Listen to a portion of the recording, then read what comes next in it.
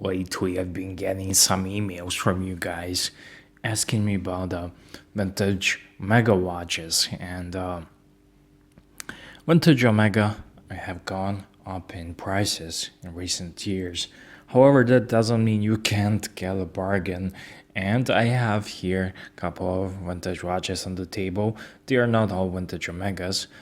This one here is, and this one and this one, but that's not the point. So I have a couple of here watches that I have in my box for parts and whatnot. And the point is that you can, you don't have to. You've been asking me about vintage Geneva Omegas and whatnot, and I want to tell you the best vintage Omegas with the calibers are the ones that start with 5, for example 565 and whatnot. 1012 Geneves are not that bad. 1012 movements, 1010 movements are not that bad, but they are lower grade. However, that being said, you don't have to pay a lot of money, and you don't, if you see a watch that you like, you don't have to pay it 7,700 dollars or pounds or whatnot, because you just need to have a little bit of a patience and be on the lookout and be on some other sites other than eBay, other Craigslist, Gumtree, OLX. For example, I have an OLX. Some of you have Craigslist and Gumtree and whatnot. And you can score some cool watches there for a bargain, and then you. But before that, you need to have some cool, good watchmaker available to you, preferably locally, so you can go visit him and he can take care of your watches. So firstly you need to locate the watchmaker, and then hunt for old vintage watches. So here this guy is really nice, but I'm gonna tell you my dilemma about it. So the ugliest watch hands down is this Tissot Stylist, and this is from the 70s.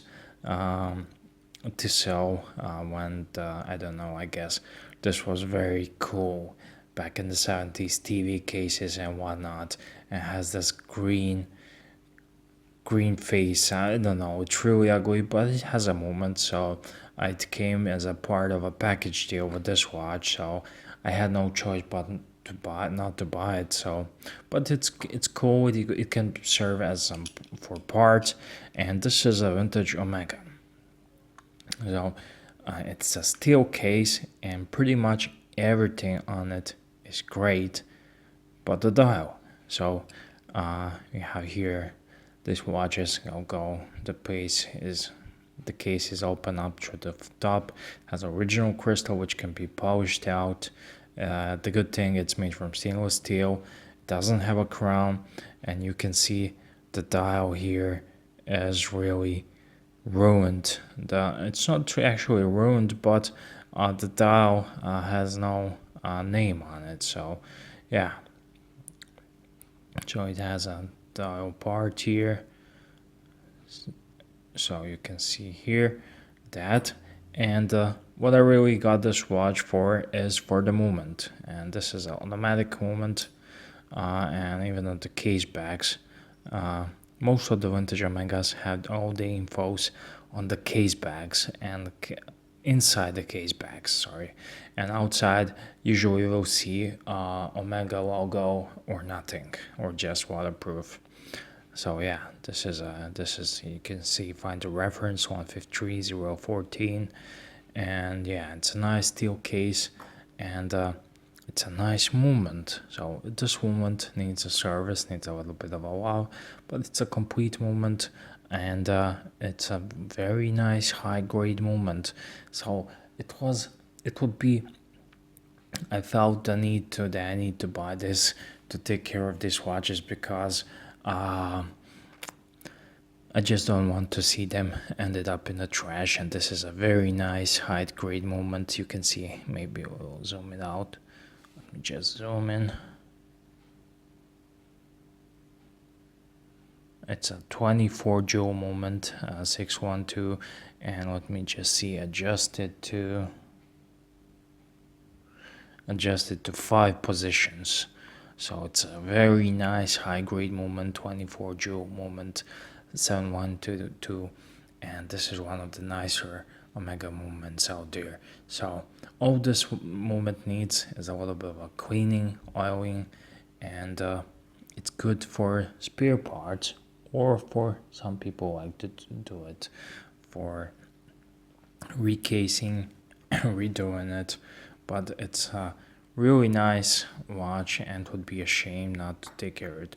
Maybe if I could locate the spare dial for this one, it can work, or just nicely clean it up a little bit and wear it like it is, just nice and clean. But that's all right. Here I have another watch. This one is super nice, super cool watch.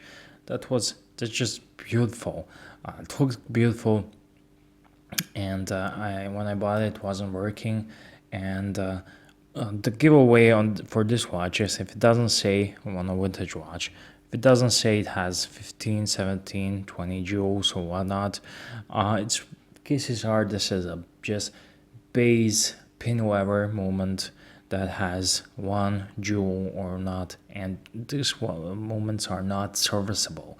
So if you find a watch like this on eBay, do not pay a lot of money on it for it, because except you like it, because it's not really worth it. The moment is the low grade, like in a Swatch watch. It goes, when it breaks, you don't get to repair it, because it's not worth servicing, and it hasn't been made to be serviced. So yeah.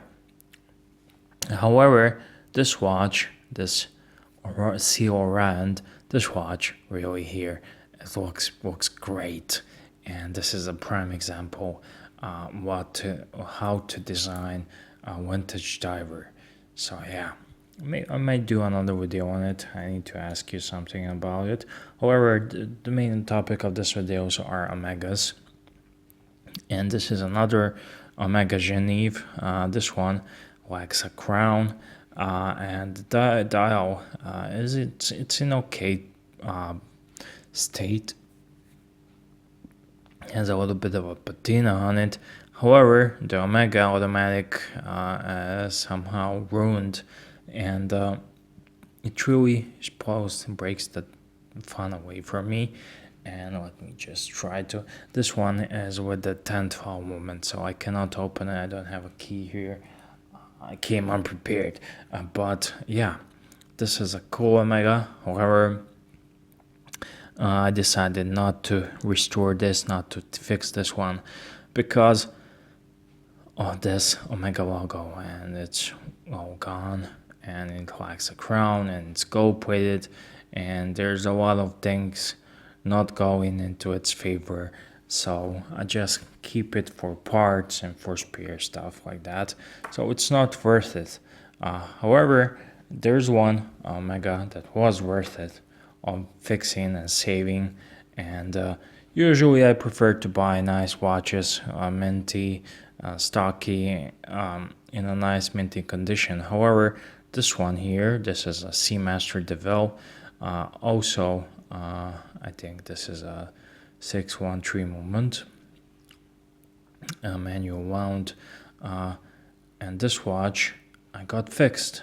It came with a broken crystal, had a broken crystal, and it had no crown. So it's an easy fix, but it had a nice dial, really nice dial, unmolested, untouched, unfinished. Has a little bit of a specs here, but sometimes you need to whack these old watches to get them running. So just a good old whack against the back.